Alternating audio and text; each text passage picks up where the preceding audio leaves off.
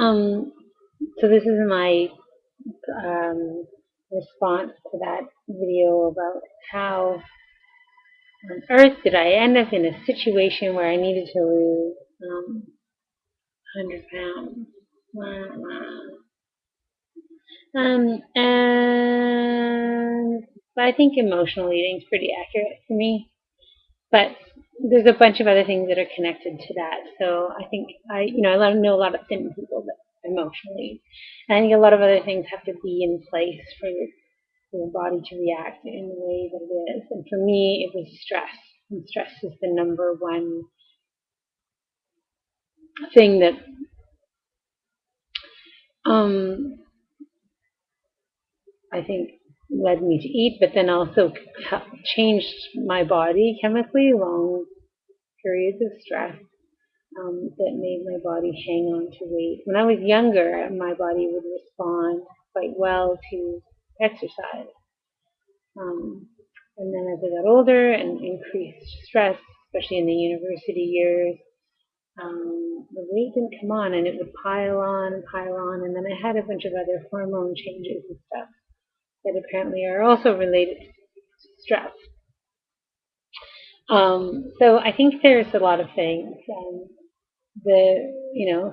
don't know if I could look at it in a chronological way or just in the large events that have happened, but for sure as a young person, developing and feeling really insecure and feeling like I had really weight issues when I was only 130 pounds.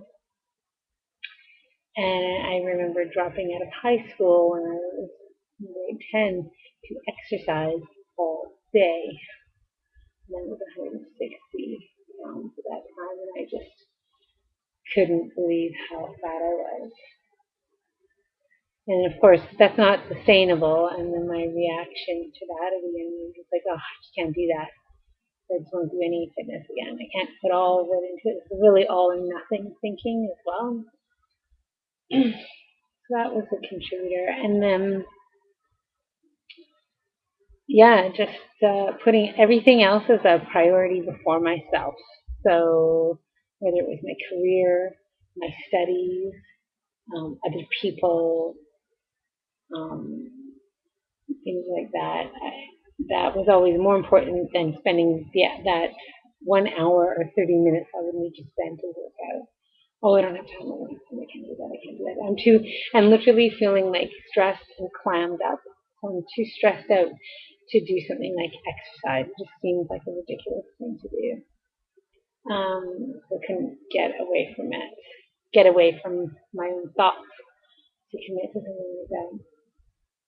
So I think a mixture of, some emotional eating for sure, high levels of stress, and unwillingness, and an actual rejection of the idea that spending time working out would be useful for me. I thought I needed to spend my time to address the issues that came up, which in the end, that's not true.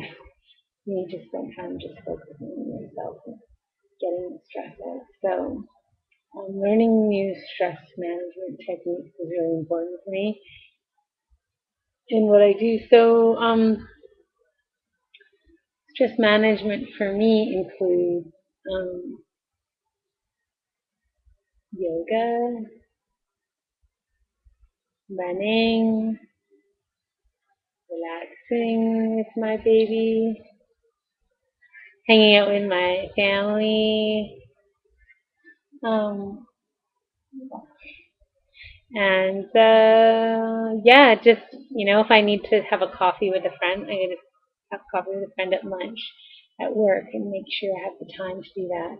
I don't try to. I try not to be too much of a perfectionist about work. I'm really dedicated to the work that I do, but I try now to have natural boundaries. No, and I'm not going to stress about that and work on it all night when I get home, and then go to work and work on it all day, and then so it's just like coping mechanisms. And then I think the other really important piece is getting out of survival mode. So I know I had a very difficult time when I was younger and as a teenager and through my 20s. Also, I'm surviving, I have to try, survive. And now it's like, you know what, I'm doing pretty well. I have a very good job. I've got a great family. And now it's more like I'm thriving and growing and doing better and increasing um, my own, yeah, doing better and better and better. And not afraid of obstacles that can come up. Not sunk down and getting to a place where I can challenge maybe stressors or find other ways of dealing with things. So, yeah, highest weight was like in the 260s after I had my daughter. And before that, before I got pregnant, the highest I'd ever seen was 230, which is pretty high, too high. And now I'm getting to a point where I am now at 211, so 11 more pounds to Wonderland. Excited. But I do keep the emotional eating in check.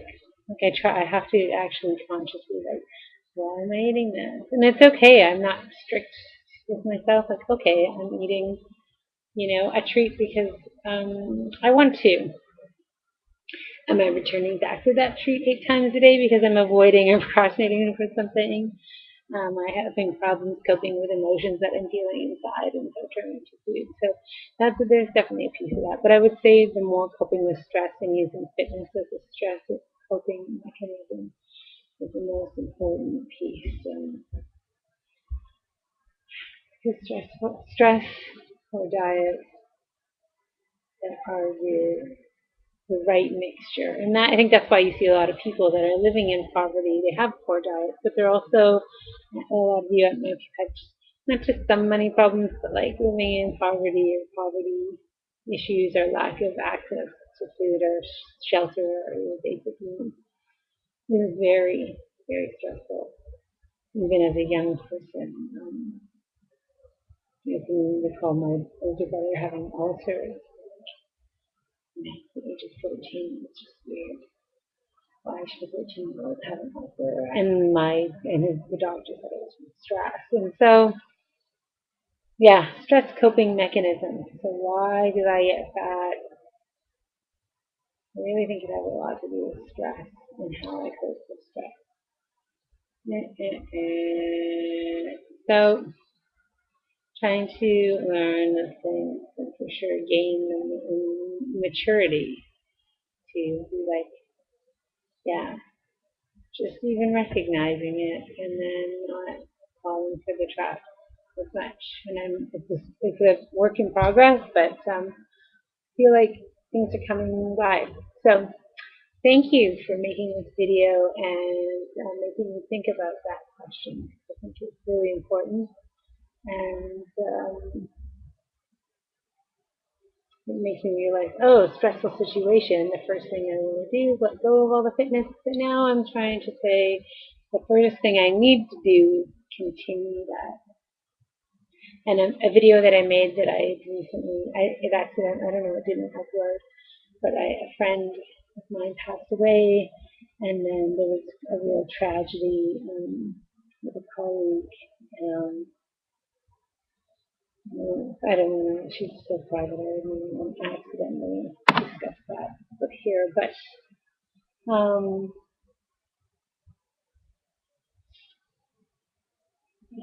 total, and what did I do? I did that for a few days, clamped down. I didn't want to do anything. I just wanted to be at home with my family. I didn't want to go anywhere. I didn't want to run. I didn't want to be far away from people, and I felt out of control and afraid. And so now I'm trying to realize that doesn't help anybody. It doesn't help any situation. So, yeah, it's a lesson that I was just recently reminded of. So thanks again, and I hope that this information helps somebody out there, anybody experiences the same thing. It's tough. Anyway, thanks.